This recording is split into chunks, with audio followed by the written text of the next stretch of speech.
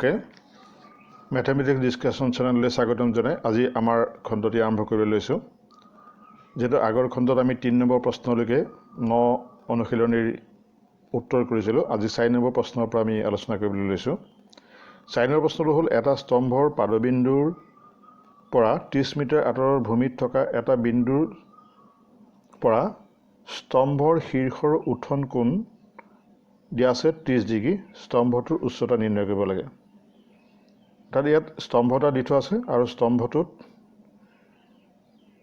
ভূমিৰ লগত কৰা কোণৰ পৰিমাণ দিয়া আছে 30 ডিগ্ৰী তেতিয়া আমি স্তম্ভটোৰ উচ্চতা কিমান হ'ব নিৰ্ণয় কৰিব লাগে তো নিৰ্ণয় কৰিবলৈ যাওঁতে ইয়াত যেহেতু স্তম্ভটো আছে স্তম্ভটোৰ শীৰ্ষবিন্দু হ'ল P ইয়াৰ B হ'ল স্তম্ভৰ পাদবিন্দু আৰু BC টো হ'ল ভূমি তাত BC ভূমিৰ ওপৰত স্তম্ভ এটা আছে B বিন্দুত তাৰ শীৰ্ষবিন্দু হ'ল A তাৰ পৰা আমি এই স্তম্ভটোৰ কিমান উচ্চতা অৰ্থাৎ AB মাপ নিৰ্ণয় কৰিব লাগে গতিকে AB হ'ল স্তম্ভৰ উচ্চতা গতিকে আমি ইয়াৰ ক্ষেত্ৰত যদি tan থিটা মান চাওঁ যেটো AB মান দি থোৱা আছে AC ৰ মান AB মান আমি উলিয়াব লাগে AC মান দি থোৱা আছে যেটো AC মান দি থোৱা আছে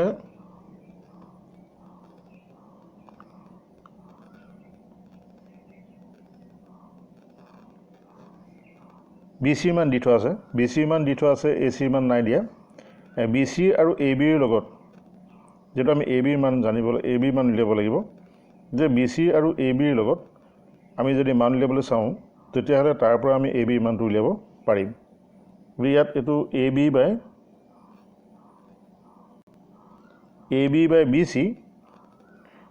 BC কৰিলে আমি পাম tan 30 ডিগ্ৰী যেটো AB টো হ'ল P আৰু BC টো হ'ল B গতিকে BC মান আমি যেহেতু দি থোৱা আছে BC মান বহাই দিলো 30 tan 30 মানটো হ'ল 1/√3 গতিকে এটো সৰল কৰিলে AB ৰ মানটো আমি এটা যেহেতু এটো সৰল ধৰি কৰো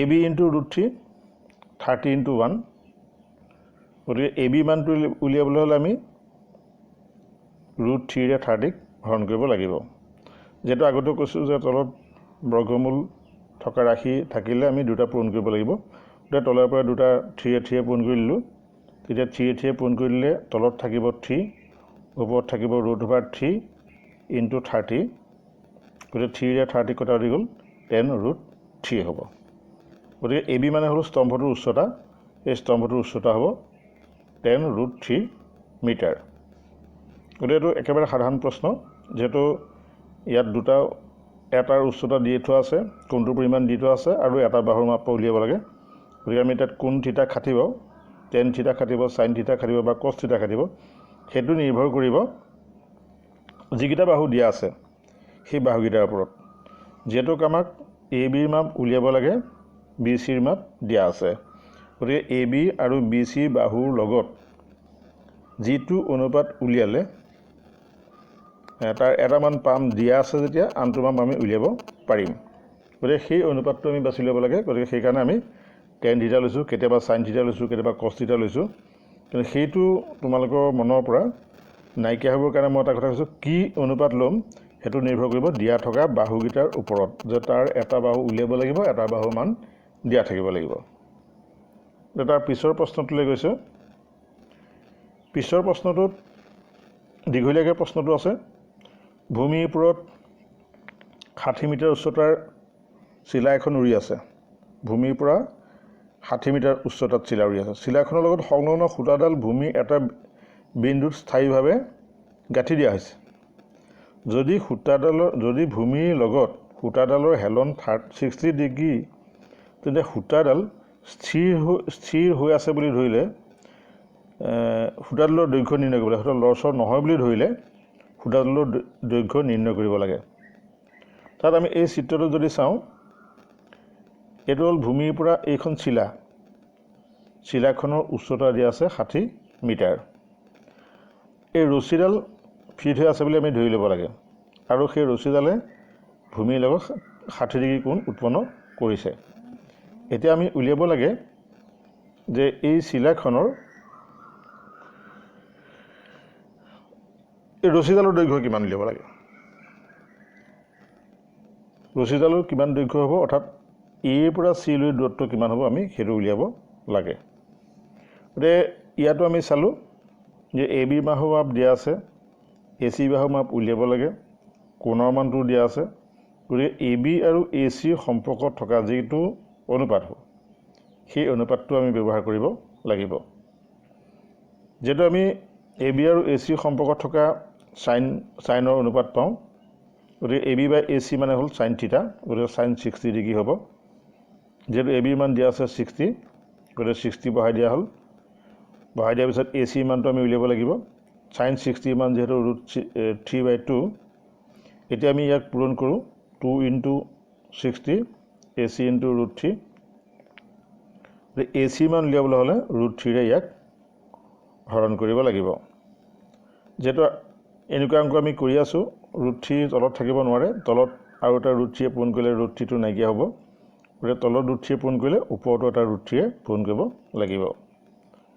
যে পূৰণ কৰি দিলোঁ আমি, পূৰণ কৰি দিয়াত দেখিলোঁ যে √3 আৰু √3 পূৰণ কৰিলে 3 হ'ল আৰু 2 × 60 ভাগে আমি ৰাখিছোঁ, ওপৰত √3 থাকিলে।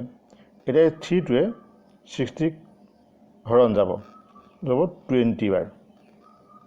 2 × 20 মানে হ'ব 40 আৰু এ চি থাকিব আৰু √3 থাকিব। গতিকে এ চিৰ মান হ'ব 40 √3, অৰ্থাৎ সূতাডালৰ দৈৰ্ঘ্য হ'ব 40 √3 মিটাৰ। গতিকে আমি চিলাৰ লগত এ বি চি সমকোণী ত্ৰিভুজত এ চি হ'ল চিলাখনৰ লগত সমপূৰ্ণ সূতা। এতিয়া আমি সূতাডালৰ দৈৰ্ঘ্য পালোঁগৈ, এ চিৰ মাপ 40 √3 মিটাৰ। গতিকে এইটোৱে হ'ব উত্তৰ। গতিকে আমি এইটো প্ৰশ্নৰ উত্তৰ এনেদৰে কৰিব পাৰিম। এইটো প্ৰশ্নটো আমি বিশেষ 6 নম্বৰ প্ৰশ্নটোত 1.5 মিটাৰ ওখ এজন ল'ৰা এজনে 30 মিটাৰ ওখ অট্টালিকাৰ পৰা কিছু দূৰত্বত থিয় হৈ আছে। সেই অট্টালিকাৰ ফালে খোজ কঢ়াৰ লগে লগে তেওঁ চকুৰ পৰা অট্টালিকাটোৰ শীৰ্ষলৈ উত্থন কোণ 30 ডিগ্ৰীৰ পৰা 60 ডিগ্ৰীলৈ বাঢ়ে। তেওঁ অট্টালিকাটোৰ ফালে খোজ কঢ়াৰ দূৰত্ব নিৰ্ণয় কৰিব লাগে। আমি প্ৰথমতে চাওঁ ল'ৰাজনৰ উচ্চতাটো হ'ল 1.5 মিটাৰ। অৰ্থাৎ তেওঁ চকুটো 1.5 মিটাৰতহে আছে, যিখিনি মাটিত নাই। এইখিনি হ'ল আৰ বি অংশটো আমি মাটি বুলি ধৰিছোঁ, ভূমি বুলি ধৰিছোঁ। তেওঁ চকুটো আৰম্ভ হৈছেগৈ এইখিনিত, অৰ্থাৎ 1.5 মিটাৰ ওপৰত। 1.5 মিটাৰ ওপৰত তেওঁ চকুটো আৰম্ভ হৈছে। এতিয়া আমি যিহেতু এইটো অনুভূমিক আমি অনুভূমিক ৰেখাডাল আমি পি চিক ধৰিব লাগিব। ইয়াৰ আৰ বিটি হ'ল তেওঁ ভৰিৰ অনুভূমিক, আৰ বি অংশটো হ'ল ভৰিৰ অনুভূমিক আৰু পি চি অংশ হ'ল চকুৰ অনুভূমিক। গতিকে চকুৰ অনুভূমিকৰ লগত কৰা কোণটো তেওঁ যিমানে আগলৈ আগবাঢ়ি গৈ আছে, যিমানে প্ৰথমতে 30 ডিগ্ৰী আছিলে এই পজিশ্যনটোত, যেতিয়া তেওঁ সেই পজিশ্যনটোৰ পৰা আগলৈ গুচি আহিলে তেতিয়া কোণটোৰ পৰিমাণ 60 ডিগ্ৰীলৈ গুচি আহিলে। কিন্তু তেওঁ দূৰত্বটো অলপ অতিক্ৰম কৰিলে। কিমান অতিক্ৰম কৰিলে? তেওঁ আগতে পি পজিশ্যনত, পি অৱস্থাত পি জেগাত আছিলে, তাৰপিছত তেওঁ কিউ জেগা পালেহি। গতিকে আচলতে তেওঁ পিৰ পৰা কিউলৈকে মুঠতে কিমান দূৰত্ব অতিক্ৰম কৰিলে সেই কথাটো উলিয়াব লাগে, যে আচলতে তেওঁ কিমান দূৰত্ব অতিক্ৰম কৰিলে। সেই কথাটো জানিবৰ বাবে আমি যদি পি চিৰ মান জানো, তাৰ পৰা যদি কিউ চি মানটো বিক দিওঁ, তেতিয়াহ'লে আমি পি কিউ মান নিশ্চয় পাম। অৰ্থাৎ গোটেই অংশটোৰ পৰা পি অৰ্থাৎ আৰ বিৰ পৰা আমি যদি কিউ চি অংশটো বিক দি দিওঁ, তেতিয়াহ'লে আমি পি কিউ মান পাম। অৰ্থাৎ আমাক উলিয়াব লাগে পি কিউ মান। গতিকে আমি সেইটো উলিয়াবলৈ যত্ন কৰোঁ। যে ইয়াত আমি যিহেতু দেখিছোঁ দুটা ত্ৰিভুজ, সমকোণী ত্ৰিভুজ উৎপন্ন হৈ আছে। এটা হ'ল এ কিউ চি, অৰ্থাৎ এ চি কিউ, আৰু আনটো সমকোণী ত্ৰিভুজ হ'ল এ চি পি। এই দুটা সমকোণী ত্ৰিভুজ হৈ আছে আৰু সেই সমকোণী ত্ৰিভুজটোত আমি দেখিছোঁ যে এৰ পৰা বিলৈকে দূৰত্ব বা উচ্চতাটো মাপ হ'ল 30, যিহেতু অট্টালিকাটোৰ উচ্চতা দিয়া আছে 30 মিটাৰ, গতিকে তাৰ উচ্চতাটো হ'ব 30। আনহাতে ল'ৰাজনৰ উচ্চতা অৰ্থাৎ এই অংশটো BC অংশৰ মাপ হ'ল 1.5 মিটাৰ। গতিকে আমি ACৰ অংশ নিশ্চয় উলিয়াব পাৰিম, কাৰণ গোটেইখিনিৰ মাপ 30, তলৰ অংশ 1.5, গতিকে আমি ACৰ মাপ 30ৰ পৰা 1.5টো বিয়োগ দিলে 28.5 আমি তাৰ পৰা উলিয়াব পাৰিম। এতিয়া আমি ACৰ মাপ জানিলোঁ, এইটো 60 কোণৰ মাপ জানিলোঁ, গতিকে আমি নিশ্চয় QCৰ মাপ উলিয়াব পাৰিম ACQ ত্ৰিভুজৰ পৰা। আৰু দ্বিতীয়বাৰৰ ক্ষেত্ৰত আমি ACP ত্ৰিভুজৰ পৰা আমি তাত যিহেতু AC মান জানো আৰু এই কোণটো জানো, তাৰ পৰা আমি PC মাপ উলিয়াব পাৰিম। এতিয়া আমি প্ৰথম ক্ষেত্ৰত উলিয়াব লাগে QC, দিয়া আছে AC। গতিকে AC আৰু QCৰ সম্পৰ্কিত অনুপাতটো হ'ব 10, যিহেতু থিটা কোণটো হ'ল 60 ডিগ্ৰী, গতিকে তাৰ সাপেক্ষে এটা tan থিটা উলিয়াব লাগিব। আকৌ তাৰ পিছৰ ক্ষেত্ৰত আমি দেখিলোঁ যে একেটা অনুপাতে উলিয়াব লাগিব, কাৰণ সেইবাৰ AC দিয়া আছে, PC উলিয়াব লাগে। গতিকে সেইবাৰৰ ক্ষেত্ৰতো সেই একেটা বাহুৰ একেটা অনুপাতে উলিয়াব লাগিব, কিন্তু দুইবাৰ ক্ষেত্ৰত কোণৰ মানটো এবাৰ 30 ডিগ্ৰী, এবাৰ 60 ডিগ্ৰী হৈছে। গতিকে তোমালোকে অনুমান কৰিব পাৰিছা কিয় আমি কোনটো অনুপাতৰ মান উলিয়াম।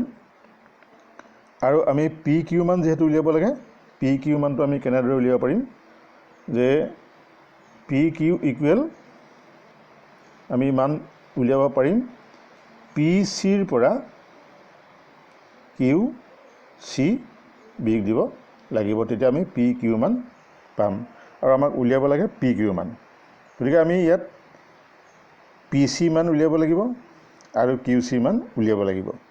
PC মান উলিয়াবৰ কাৰণে ACP সমকোণী ত্ৰিভুজ ল'ব লাগিব, আৰু QC মান উলিয়াবৰ কাৰণে ACQ অৰ্থাৎ এই সৰু ত্ৰিভুজটো সমকোণী ত্ৰিভুজটো আমি বাছি ল'ব লাগিব। গতিকে আমি তেনেকৈ কৰিবলৈ যাওঁ। AB সমান 30 মিটাৰ, PR সমান 1.5, গতিকে আমি AC মান তোমালোকক কৈ আহিছোঁ যে AC মাপ হ'ব 28.5 মিটাৰ হ'ব। এতিয়া ABC সমকোণী ত্ৰিভুজত আমি জানো AC সমান QC, সেইটো সমান tan থিটা সমান tan 60 ডিগ্ৰী। গতিকে tan 60 ডিগ্ৰী আমি AC আৰু QC মান যদি বহাই দিওঁ, AC মান আৰু QC মান যদি বহাই দিওঁ, তেতিয়া কেনেকুৱা হ'ব চাবা, যে ACৰ মান আমি যিহেতু জানো 28.5, QC মান আমি নাজানো, tan 60 মান হ'ব √3, গতিকে আমি সেই মানখিনিকে বহাই দিলোঁ 28.5 QC √3। তাৰ পৰা আমি QC মান যদি উলিয়াবলৈ যাওঁ, √3ৰে 28.5ক হৰণ কৰিব লাগিব, সেইটো হ'ব QCৰ মাপ। গতিকে আমাক লাগতিয়াল এটা বাহু মাপ ওলালে। আৰু সিটো আমি এতিয়া ইটো ত্ৰিভুজৰ ক্ষেত্ৰত ল'ম। সিটো ত্ৰিভুজৰ ক্ষেত্ৰত যদি লওঁ, ACP ত্ৰিভুজত অৰ্থাৎ ডাঙৰ ত্ৰিভুজটোত ACPত আমি AC/PC সমান tan 30 ডিগ্ৰী, যিহেতু এইটো কোণৰ মাপ 30 ডিগ্ৰী, গতিকে আমি মানকেইটা বহাই দিলোঁ। ACৰ মাপ হ'ল 28.5, PC মাপ আমি নাজানো, তেনেকৈ আগৰ দৰে আমি সৰল কৰিলোঁ, PC মানটো হ'বগৈ 28.5 √3।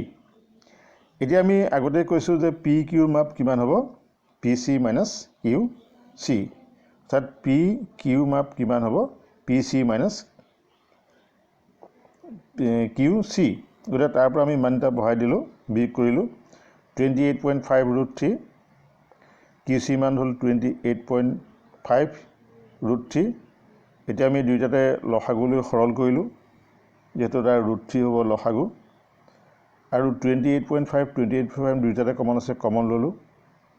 তেতিয়া ইয়াত পূৰণ কৰিব লাগিব √3 × √3, আৰু ইয়াত ইয়াত পূৰণ কৰিব লাগিব 1 গতিকে পূৰণ কৰিলে আমি পাম 28.5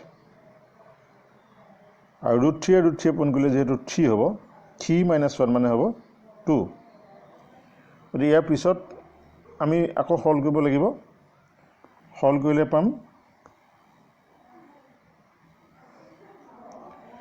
যেহেতু এইটো অংশ আমি আগত কৰি আহিছোঁ এইখিনি কৰি আহিছোঁ গতিকে 2 পালোঁ 2 পোৱাৰ পিছত আমি যেহেতু তলৰ √3 আছে তলৰ √3 থকাৰ কাৰণে আমি তলত আৰু এটা √3 ওপৰতো আৰু এটা √3 পূৰণ কৰিলোঁ এতিয়া আমি তলৰ √3 পূৰণ কৰিলে 3 হ'ল আৰু ওপৰৰ √3টো থাকি গ'ল এতিয়া 3ৰে 28.5 কটাকটি গ'ল 9.5 আৰু 2 থাকিলে আৰু √3 থাকিলে তাৰপিছত আমি 2 × 9.5 9.5 মানে হ'ল 19 আৰু √3 অৰ্থাৎ ল'ৰাজনে অট্টালিকাটোৰ ফালে খোজকঢ়া দূৰত্ব হ'ব 19.3 এইটোৱে হ'ব প্ৰশ্নটোৰ উত্তৰ